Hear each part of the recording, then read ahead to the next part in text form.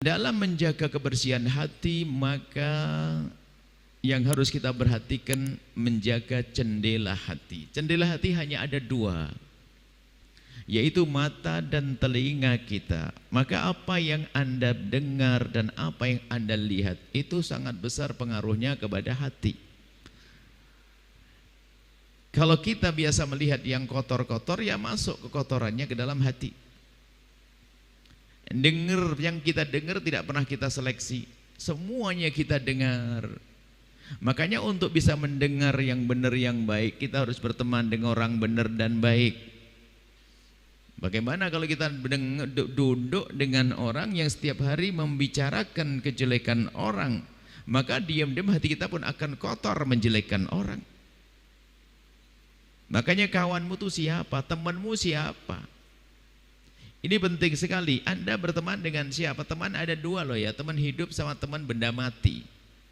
Teman hidup yang punya pengaruh, apalagi jika teman hidup kita ini yang kita anggap lebih dari kita, seperti seorang yang dianggap guru, pembimbing dan seterusnya. Tentu kita telah menyiapkan diri kita untuk banyak mendengar dari orang tersebut. Bayangkan kalau omongannya nggak benar, selalu mengajarkan atau menceritakan hal-hal yang tidak baik tentang orang lain, begitu mudahnya hati kita kotor. Makanya kalau berguru kepada penggunjing, kita akan menjadi penggunjing. Berguru dengan orang yang suka mencaci maki, keluar langsung jadi mencaci maki. Kenapa? Kita sudah menempatkan diri kita sebagai seorang murid yang siap meniru, dan gurunya mengajari caci maki, mau tidak mau kita akan menjadi mencaci maki. Makanya Imam Zarnuji dalam kitab Ta'limu Ta'lim penting sekali dengan siapa kita berguru. Apakah lesannya menjadikan hatiku tentram, pikiranku tenang dan seterusnya. Apakah aku menjadi baik atau tidak? Ini termasuk kawan hidup, guru, pasangan, istri, suami. Suami gunjing setiap malam sebelum tidur, ya kotor hati setiap hari, dicekoi dengan cerita tentang fulan terus. Makanya kita harus waspada siapa teman kita. Ini teman hidup. Ada teman benda mati, handphone kecil, laptop. Apa yang kita lihat di balik itu semuanya? Nah ini yang harus kita perhatikan, mata dan telinga kita. Baik, kita mulai bagaimana caranya? Ya kita jaga telinga dan mata kita untuk tidak mencari-cari ketidakbaikan orang, karena ketidakbaikan itu akan masuk ke hati kita, menumbuhkan benci, merendahkan, yang itu semua menjadikan kita sombong ke dia, karena kita dicekoi bahwasanya orang itu jelek, nggak benar dan sebagainya, lalu merasa aku lebih bagus dari dia. Itu kan diam-diam menumbuhkan kesombongan dalam dirinya. Dan sangat berbeda kalau kita mendengar tentang kebaikan seseorang. Si fulan begini, Masya Allah, si fulan begini, disebut bermacam-macam kebaikan, diam-diam akan tertanam dalam hatinya kekaguman, hingga berubah pada akhirnya menjadi cinta. Hidup saling mencintai. Maka yang pertama dan utama, sudah jangan biasa mencari-cari kekurangan orang lain, alasanmu apapun, alasan apapun. Dan takutlah dengan ancaman dari baginda Nabi, man tatabba'a aurata akhihi, barang siapa mencari-cari kekurangan orang lain, tatabba'allahu auratah, Allah akan mencari-cari. Kalau Allah mencari, ya bukan mencari langsung, Allah akan bongkar kekurangannya. Man tatabba'a auratah, man tatabba'allahu auratah, barang siapa yang sudah dibongkar oleh Allah aibnya, yafdhahu, Allah akan rendahkan walau fi jawfi baitihi, biarpun berada di tengah rumahnya. Maka kebiasaan mencari-cari kejelekan orang itu menjadikan dia tidak terhormat di rumahnya. Tidak tahu sebabnya apa. Tiba-tiba dicabut penghormatan dari istri, suami, dari anak. Jadi menjadi seperti sampah di dalam rumahnya. Biarpun kelihatannya dia terkagum-kagum, dia mungkin hanya takut saja. Tapi tidak ada setelah itu penghormatan yang sesungguhnya. Mungkin kelihatan ayahnya seorang yang serem, maka ditakuti karena seramnya, tapi bukan kekaguman, penuh penghormatan. Itu masih sederhana, di dunia direndahkan, tapi di akhirat hukuman lebih pedih lagi. Jadi yang pertama, jangan biasa mencari-cari kejelekan orang lain. Mencari. Sehingga sebagian para kekasih Allah Para kekasih Allah ini banyak berdoa begini, ya Allah tutuplah kekurangan orang lain dari mataku. Sampai kalau mau keluar rumah itu bersedekah. Bersedekah lalu minta, ya Allah tutuplah kekurangan hambamu dari mataku ya Allah. Dengan sedekahku ini tutup ya Allah. Begitu takutnya melihat kekurangan orang lain, takut dia merendahkannya, penyakit hati. Sombong dalam dirinya. Belum lagi nanti ada penyakit baru lagi gara-gara melihat kejelekan orang lain. Ini adalah fase selanjutnya naik kelas. Setelah mendengar, menampung nggak cukup. Di dalam hati timbul kebencian. Nanti keluar jadi gunjingan, Masya Allah. Dari sini. Makanya jangan mau duduk dengan orang yang sering ngomongin kejelekan orang lain. Dan tidak ada perlunya. Dan itu merusak hati kita. Merusak hati kita. Kalau kita biarkan, menggunjing pun juga halus loh ya. Menggunjing itu nggak akan serta-merta. Jadi menjaga, ini pertama ya, menjaga, berusaha. Sehingga jangan sampai kita punya sifat fuduli, pengen tahu urusan orang. Pengen tahu, penasaran, dan cerdas biasanya kalau ngurusi kejelekan orang.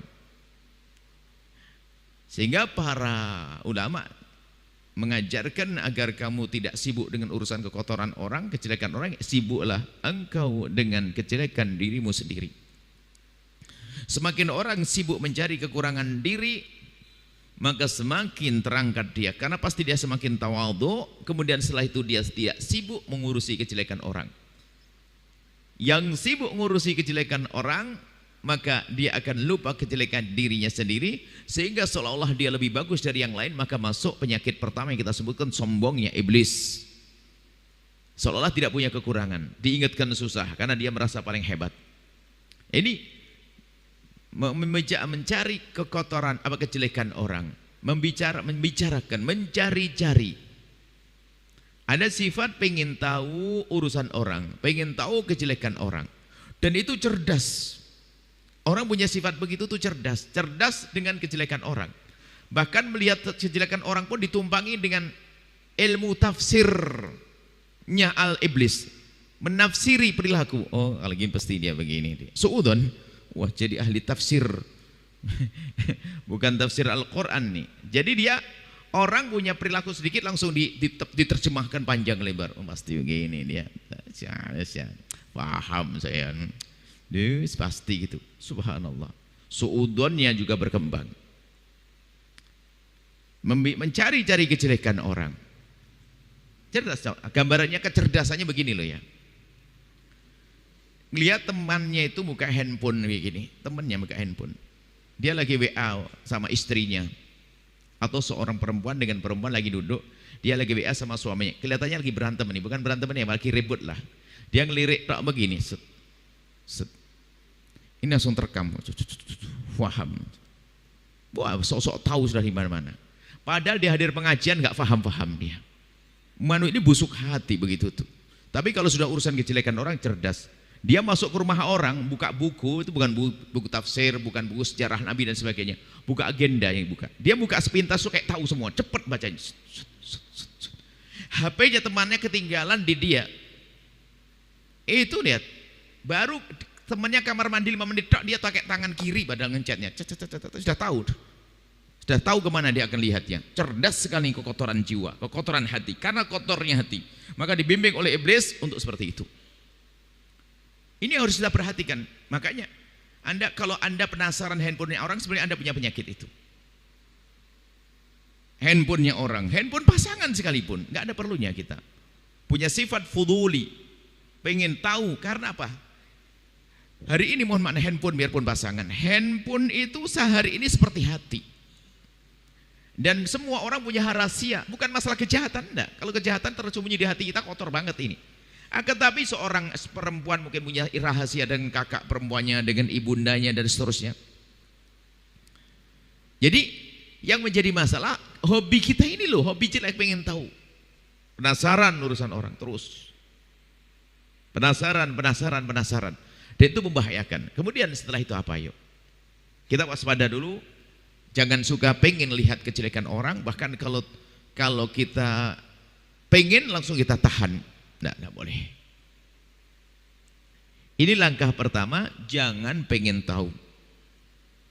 Tahu sifat diri deh kita. Kalau memang saya hobi saya begitu, harus tobat hari ini. Kalau tidak kita sadari kemudian segera kita tobati, maka ini halus sekali tiba-tiba menyeret kita untuk langkah selanjutnya. Biasanya kalau sudah biasa melihat kejelekan orang ini, akan terkumpulkan di otak dan hatinya. Nanti akan masuk bab baru lagi, merendahkan ia dan sebagainya, meremehkan orang lain. Termasuk nanti bab lagi menggunjing, atau paling tidak mengiyakan orang menggunjing. Sementara menggunjing adalah dosa gede lagi. Wala takhtabu, jangan kau saling menggunjing. Menggunjing dosa besar. Ibaratnya begini, telinga tidak kita jaga, dengar orang ngomongin kejelekan orang. Sementara kita tidak segera menghindar. Hati-hati, kalau ada orang menggunjing jangan mau. Kalau ada orang ngomongin kejelekan orang di hadapan kita, pilihannya dua, tidak ada tiganya. Salah satu dari dua, nggak ada tiganya. Yang pertama, kita ngingetkan dia agar diam. Yang kedua, kita tinggalkan. Nggak ada pilihannya. Kalau ada orang membicarakan kejelekan umat Nabi Muhammad, pilihannya dua. Anda ingatkan kalau Anda punya kemampuan. Kalau tidak, Anda tinggalkan. Anda jadi yang ketiga, dengar tak, aduh, menggunjingnya dia itu karena adanya Anda. Pernah kebayang orang gunjing kepada tembok? Sama kambing pun nggak pernah. Kambing, tetanggamu enggak. Gara-gara ada Anda dia menggunjing. Apalagi Anda sambil ngangguk-ngangguk begini, tambah jadi dia.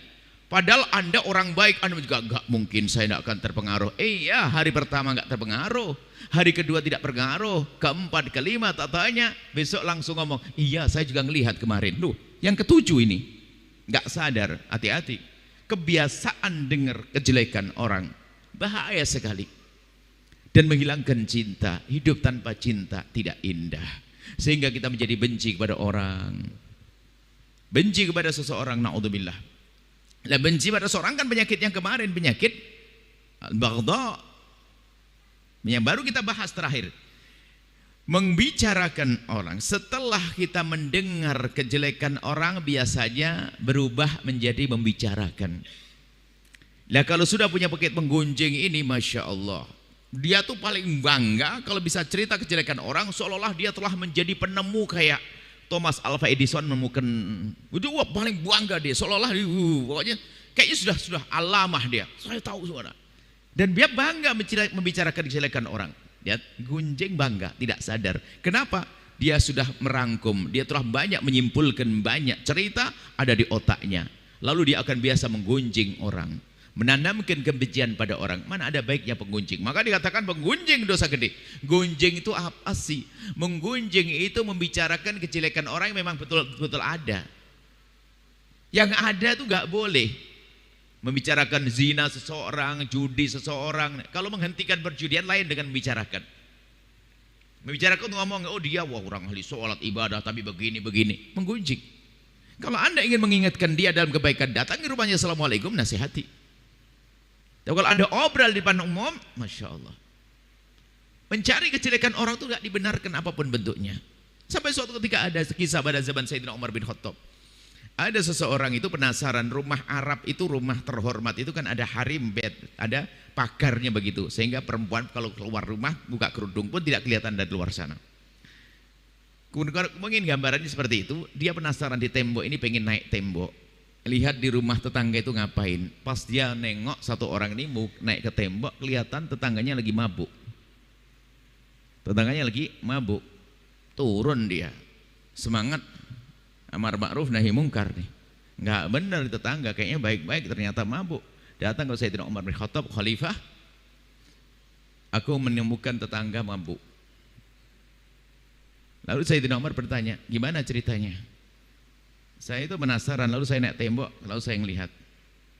Ternyata dia mabuk. Sayyidina Umar langsung mengatakan, yang perlu dicolok matamu, ngapain matamu ngelihat-lihat orang? Oke, ini ada apa? Bukan tambah disanjung. Kenapa mata ente? Dia mungkin orang yang malu berbuat jahat tidak di depan orang, sehingga di rumahnya sendiri, bukan di pinggir jalan. Ngapain kamu usil melihat rumahnya orang? Bahkan kalau seandainya dicolok pun tidak pakai kisos, karena kamu ngintip rumahnya orang. Kalau mengintip rumahnya orang kan seperti ngintip handphone kurang lebih ya. Ngintip itu kan sekarang kan. Intinya ayo jangan biasakan kita mencari-cari kejelekan orang. Apalagi itu siapa? Orang-orang yang kita muliakan. Ibunda kita, ayahanda kita, ke atas baginda Nabi. Ada orang mencari-cari kejelekan Nabi padahal dia muslim mukmin, tidak dengan cinta membaca Al-Quran, baca hadis Nabi, melewati kisah Sayyidah Zainab yang disebutkan dalam Al-Quran, langsung tidak lama kemudian dia murtad. Kenapa? Sudah prasangka buruk kepada Nabi, karena membaca fitnah tentang baginda Nabi SAW. Dia mendengar Al-Quran, benar ceritanya, tapi suara yang didengar dari orang luar tentang Nabi, baginda Nabi dengan Sayyidah Zainab begini-begini. Dia terpengaruh, lah kok dengar fitnah. Setelah itu jangan sok deh kita, wah aku aman sih. Yang merasa aman biasanya gampang kepleset. Kalau sudah tahu di tempat itu licin, kita harus berhati-hati. Maka yang berlenggang, oh kalau saya biasa jatuh tebuk, nah itu jatuh dia. Maka jangan sok, jangan mengentengkan. Selagi itu dilarang, jangan. Tetap aurat akhi, mencari-cari kejelekan orang. Dan ilmu ini berlaku loh dalam segala kehidupan, termasuk nanti di kancah politik. Lihat. Dan itu menjadikan sebab tidak indah. Maka kami selalu ingatkan kok, dalam dunia perpolitikan dah, dalam dunia perpondokan, pesantren, biasanya kan kita mulai dari kelas ustadz ya. Ghibahnya ustadz, gunjangannya ustadz dahsyat, pakai bahasa amar ma'ruf nahi munkar di atas mimbar. Ini juga bahaya. Wow. Ini menggunjing di atas mimbar. Nah ini membahayakan sekali. Hal-hal yang gunjingan-gunjingan semacam ini, kalangan ustadz, para politikus. Kami suarakan kemarin kalimat sederhana hendaknya disebarkan. Yang tidak menyebarkan jangan-jangan dia adalah racun jadi politikus, pembawa racun. Kami sampaikan, kalau Anda punya calon presiden, calon gubernur, calon bupati, cukuplah dengar kalimat sederhana. Sanjung calon pilihanmu sesuka hatimu, jangan caci calon pilihan orang lain. Karena kalau hobi mencaci orang lain, pasti hobi mencari kekurangan. Ini adalah bab baru lagi. Lihat, langsung ingin tahu fulan yang mau jadi calon ini apa sih? Sehingga yang direkam benar dan tidak benar masuk ke otaknya. Untuk jadi bahan bagaimana menjatuhkan lawan. Mana ada kebaikan. Begitu calon presiden, begitu calon gubernur, begitu, ya enggak baiknya. Apalagi tim suksesnya, waduh enggak ada baiknya. Nah tim sukses itu kan kerjanya sesaat dengan bosnya. Karena sudah terlatih dengan mencari kejelekan orang, nanti setelah tidak jadi tim sukses itu jadi pencari kejelekan di masyarakat dia, nggak ada baiknya dia jadi sampah. Maka dari itu ayo kita jaga hati kita, jangan biasa mencari-cari kejelekan orang lain. Setelah seandainya kita menemukan, nah ini, kalau kita mencari kemudian tidak waspada, masuk bab selanjutnya, menggunjing dan merendahkan, menggunjing dosa besar.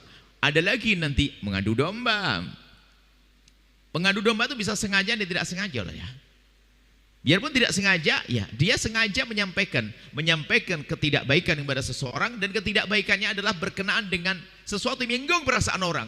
Tanpa sadar kita sampaikan dari orang lain. Bermusuhan, lihat. Sudah menggunjing neraka, mengadu domba, la yadkhulul jannata qatta, tidak masuk surga orang yang ngadu domba. Dan mengadu domba itu tidak mungkin tanpa sebab. Mengadu domba itu tentu dengan sesuatu, dan sesuatu itu berita. Berita itu tentu sesuatu tidak baik. Kalau kebaikan nggak akan mengadu domba. Makanya ini adalah adu domba, menggunjing daripada kebiasaan orang melihat kejelekan orang lain. Nah kemudian setelah itu lihat, kalau seandainya terlanjur, mohon maaf, ini ilmu baru, ilmu lanjutan, terlanjur menemukan kejelekan orang yang dekat dengan kita, orang yang kita hormati, saudara yang kita cintai menemukan kejelekan, ya kita harus berpikir, kalau urusan kejelekan tentu ada semua manusia. Istrimu bukan malaikat yang tidak bersalah, suamimu bukan malaikat, temanmu bukan malaikat. Lalu bagaimana menyikapi orang-orang semacam itu? Kalau memang kita perlu mengingatkan, tentu dengan cara yang baik, namanya amar ma'ruf nahi munkar. Amar ma'ruf nahi munkar dengan cara yang lembut, kita datang kalau kita mampu. Ini babnya baru lagi, bagaimana cara menegur seseorang yang melakukan kesalahan. Bukan langsung kita obral di depan umum, kalau tahu enggak dia begini, kita harus amar ma'ruf nahi munkar. Tanyakan kepada orang yang menyuruh amar ma'ruf nahi munkar dan mengangkat suara lantang-lantang, apakah Anda pernah kirim surat kepadanya atau pernahkah Anda datang ke tempatnya? Halus sekali loh ya. Tujuan untuk menghancurkan. Di dalam hati itu kebusukan hati. Kadang-kadang atas dasar ilmiah kalau itu kalangan ustadz. Padahal dengki dan iri ada di dalam hatinya. Karena dia ngiri. Dan itu sebetulnya ya antara penyakit hati yang kita sebutkan malam ini tidak tahu lebih dulu penyakit hatinya atau ininya. Apakah gara-gara hatinya kotor lalu dia mencari kejelekan orang? Atau gara-gara sering mencari kejelekan orang lalu menjadi hati kotor? Semuanya. Memang ini satu keterkaitan. Dan bisa jadi gara hatinya kotor tadi, lihat senang mencari kejelekan orang. Kenapa? Untuk merendahkannya. Yang jelas jelek semuanya. Maka pelajaran yang lalu harus terus kita jaga, kita amalkan. Tinggal pelajaran kita hari ini, ayo kita sempurnakan. Setelah seandainya kita sudah terlanjur menemukan kejelekan seseorang, ayo kita merenung yang dalam, dia adalah umat Nabi Muhammad. Kalau ada, tanyakan saya punya hati atau tidak, punya iman atau tidak. Seorang kekasih Allah Imam Muhammad Al-Baqir dikisahkan, kita membaca dalam satu sejarahnya, bahwasanya suatu ketika mendengar berita tentang tetangga kampung sebelah, bahwa tetangga kampung sebelah telah melakukan zina. Dengar berita kampung sebelah melakukan zina, tiba-tiba sang imam ini menangis dengan derai air mata.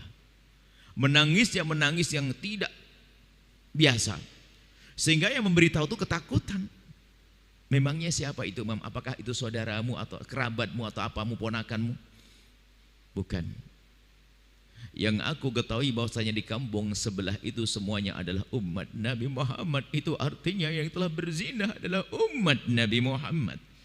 Padahal nggak kenal orangnya, hanya tahu umat Nabi Muhammad berzina, sedih sampai menangis dengan derai air mata. Hari ini kita dengar berita kebusukan seseorang, bukan kita menangis, malah kita mencibir, bahkan mungkin kita mudah mengejek atau merendahkannya. Tanyakan pada diri Anda yang sudah rajin sholat Jumat. Di saat Anda melewati kang rumah Anda, ada tetangga Anda yang sesungguhnya dia harus sholat Jumat, tapi ternyata dia tidak Jumatan. Apa yang ada di hati Anda? Pernahkah Anda menitikkan air mata? Atau Anda menengadahkan tangan, mohon ya Allah itu tetanggaku? Anda memohon, berikan kesadaran. Pernahkah berdoa dengan penuh kesedihan? Atau Anda cuek bebek, tidak pernah menyadari? Atau bahkan gunjing, aduh, tidak pernah sholat, neraka. Kita begitu mudah membicarakan kejelekan orang, merendahkan orang. Ini kan ada urusannya dengan kesombongannya dalam hati. Maka jika terlanjur kita menemukan kejelekan orang, yang namanya hidup, tentu kita akan menemukan itu. Maka ayo kita perangi dengan apa? Dengan panjatan doa, bukan kutukan dan kalimat kotor. Dan pribadi antara kita kepada Allah. Tanyakan diri Anda sendiri. Supaya kalau Anda ingin melihat hati Anda sudah mulai bersih atau belum, itulah di saat Anda melihat kekurangan pada orang. Kalau Anda melihat kekurangan tetangga, bahkan mungkin kekurangan orang yang paling selati bermasalah dengan kita. Dia mengganggu kita, memfitnah kita. Tak taunya melakukan satu kehinaan, dan kehinaan membahayakan dia. Lihat. Anggap saja ini ustadz dengan ustadz. Ustadz lagi ngedengki sama ustadz sana, penyakit yang kemarin, lihat. Dengar ustadz yang didengki, yang memusuhi dia itu ternyata kepleset misalnya melakukan kehinaan. Wah, tiba-tiba diam-diam di dalam hatinya bertepuk tangan tuh, syukurin tuh. Mana ada iman orang begini? Mestinya menangis. Mendengar berita ketidakbaikan menangis.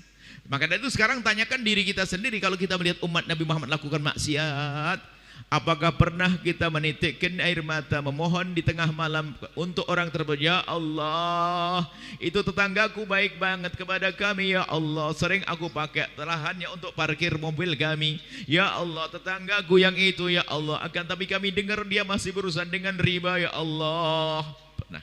Pernahkah masuk dalam panjatan doa Anda di tengah malam tentang tetangga Anda yang urusan riba?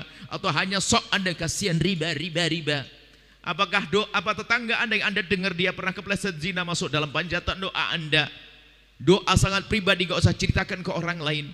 Sambut, yani sesuatu yang sudah kita lihat dari kejelekan orang, kalau tidak kita tumpangi dengan panjatan doa, akan berubah menjadi ungkapan-ungkapan. Kalau tidak kita adukan kepada Allah dengan doa, maka akan ngomong kepada manusia dalam bentuk kunjingan.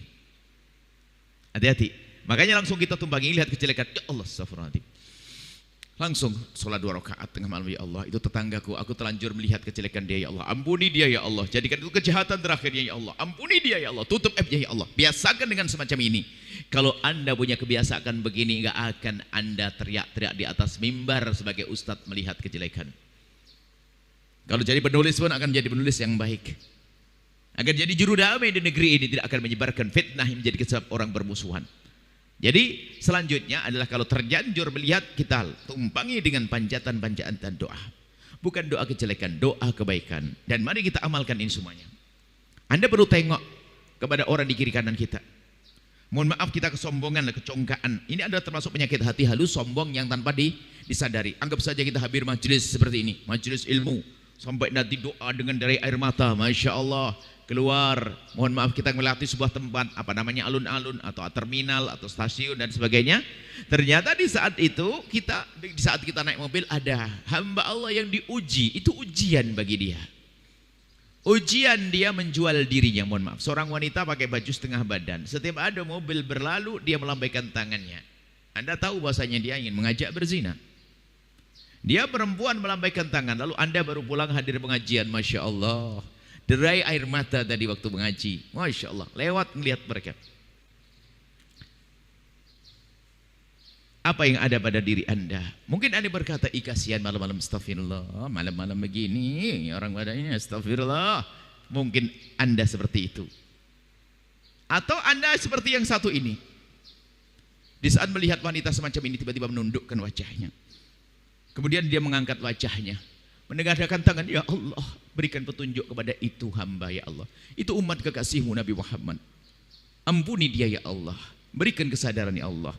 Dan mungkin dengan derai air mata, kebayang anaknya, saudaranya. Jangan sampai seperti itu. Dan semoga orang ini diberi petunjuk. Siapa di antara kita yang melihat orang semacam itu, lalu terenyuh hati kita? Mana? Kadang yang ada adalah kita perendahan. Bahkan mungkin dibikin main-main. Mobil pula-pula direm, kemudian dia lari mendekat, dimajukan lagi, direm mendekat, majukan lagi. Ini kerjaannya santri, biasanya sok sudah punya surga, main-main dengan orang yang jahat. Atau ustadz yang sudah kayak punya surga, merendahkan. Jadi direm mobilnya, kemudian dia lari mendekat, baca lagi, dia ketawa dari dalam, disoting barangkali karena sekarang sedang, misalnya, mohon maaf. Loh, itu bisa terjadi kepada orang yang tidak sadar kalau itu adalah umat Nabi Muhammad, perlu disayang, bukan untuk dihinakan. Cara menyayang kita pertama adalah panjatan doa kemuliaan untuk orang-orang seperti itu. Ayo sekarang tengok diri kita sendiri. Kalau sudah gini, kalau kita terlanjur melihat kejelekan seseorang, maksiat, dosa, tumpangi dengan panjatan. Itu saja malam ini. Ilmunya ilmu itu, dia riba, dia judi, dia begini. Dia melakukan banyak kejahatan, kita doakan dengan doa kebaikan. Di samping itu akan melatih lesan kita menjadi lesan yang lembut, lesan penuh kasih, lesan yang baik. Tapi kalau dikit mengutuk, terkutuk, neraka, neraka, jahanam, misalnya Allah, itu akan merusak diri kita sendiri. Hati kita akan kotor juga dengan kalimat-kalimat itu. Nah, setelah ini kemudian yang lain lagi lanjutannya. Kalau terlanjur melihat, Anda minta kepada Allah untuk mengampuni orang tersebut. Kemudian minta agar dilupakan. Sehingga permohonan kita kepada Allah agar kita dilupakan dengan itu semuanya, jangan sebut. Jangan biasakan menyebutnya. Ini adalah untuk pengobatan dalam diri kita sendiri. Kalau kita biarkan itu, akan menjadi bermacam-macam kejahatan yang banyak. Baik, kemudian yang lain. Bukan urusan kejahatan, kita menutup aib. Kemudian kita biasakan memandang orang lain dengan pandangan kasih setelah itu. Jadi lanjutannya begini. Memandang manusia, kalau memandang orang baik, orang soleh biasa. Berlatihlah memandang dua model manusia. Jadi dari pandangan jelek tadi, sekarang kita rubah cara pandang yang baik. Sehingga hidup kita menjadi kebiasaan hidup yang baik. Kalau Anda sudah bisa melihat dua model manusia ini dengan pandangan benar, hati Anda akan terjaga. Siapakah dia? Yang pertama adalah orang yang dikubang kehinaan, melakukan banyak dosa. Bagaimana cara pandang Anda kepada orang yang seperti itu? Kalau sudah pandangan Anda selalu pandangan kasih sayang, maka akan terjaga hati Anda.